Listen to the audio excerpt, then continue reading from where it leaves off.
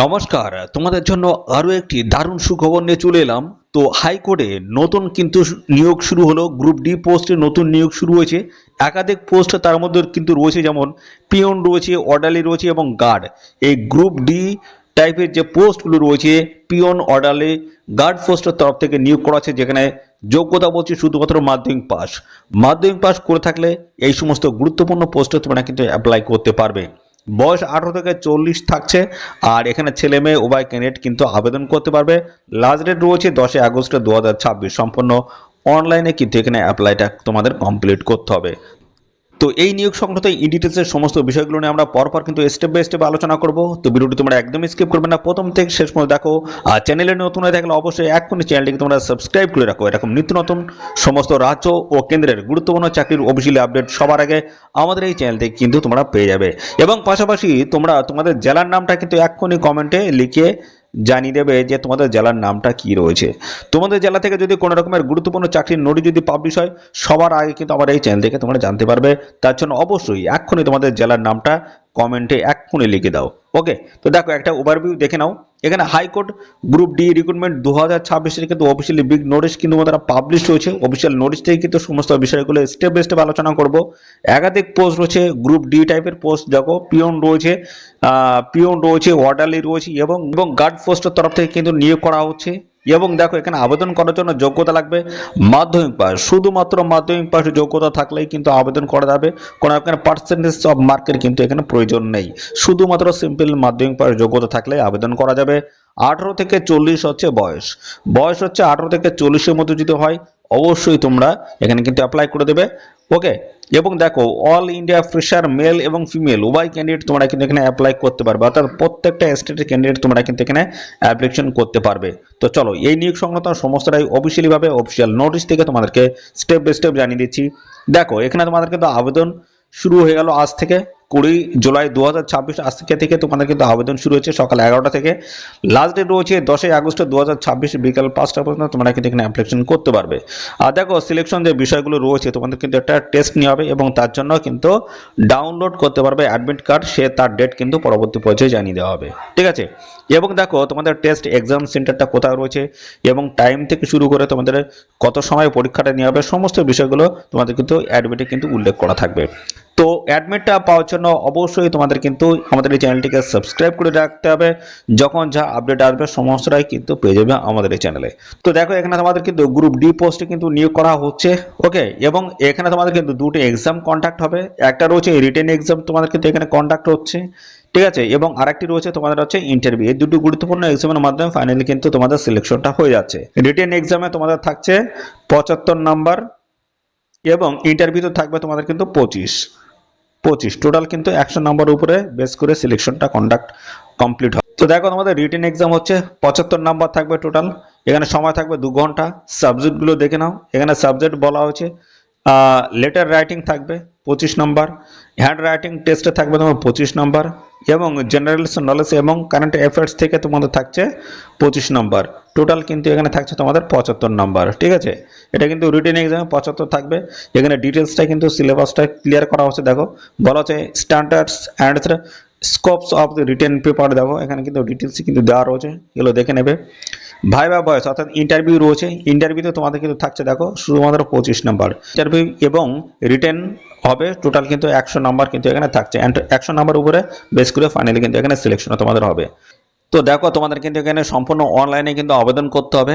এদের official site visit করে apply করতে হবে। বলা হচ্ছে candidate have to submit application through online application portal only. এদের অফিসিয়াল যে পোর্টাল রয়েছে সেই পোর্টালে গিয়ে তোমাদের কিন্তু আবেদন করতে হবে। বলা হচ্ছে the high courts will not entertains any hard copy of application. তো এখানে কিন্তু দেখো কোনো হার্ড কপি তোমাদের কিন্তু পাঠানো হবে না, সেটা কিন্তু কোনোভাবে গ্রাহ্য হবে না হার্ড কপি। ঠিক আছে, তোমাদের কিন্তু অনলাইনে কিন্তু অ্যাপ্লাই করতে হবে।